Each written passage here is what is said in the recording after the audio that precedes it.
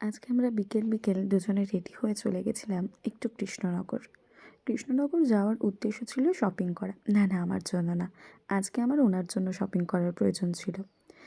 মায়াপুরের দোল উপলক্ষে প্রত্যেকটা মন্দির কি সুন্দর সেজে উঠেছে। সেটাই দেখতে দেখতে আমরা পৌঁছে গেলাম কসমো বাজার।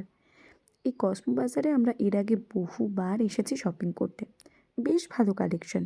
ছেলেদের মেয়েদের সবার জন্যই এখানে ভালো ভালো কালেকশন থাকে। তো আমরা ফার্স্ট ফ্লোরে ছেলেদের সেকশন, তো ওখানেই চলে যাচ্ছিলাম।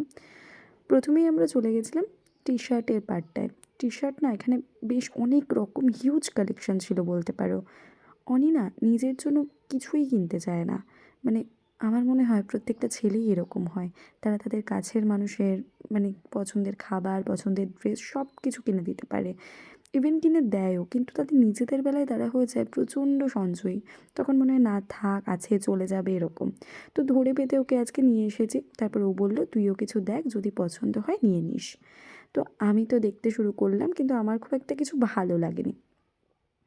আমি অনেক জামা কাপড়গুলো নিয়ে ঘুরছিলাম, ও একটার পর একটা চেঞ্জ করে করে পরছিল, আর আমি দেখছিলাম যে কোনটায় ওকে বেশি ভালো লাগছে। তোমার শপিং করে কেমন ফিলিং হচ্ছে? পয়সা শেষ। নিজের বেলায় কিছুই কিনতে চায় না।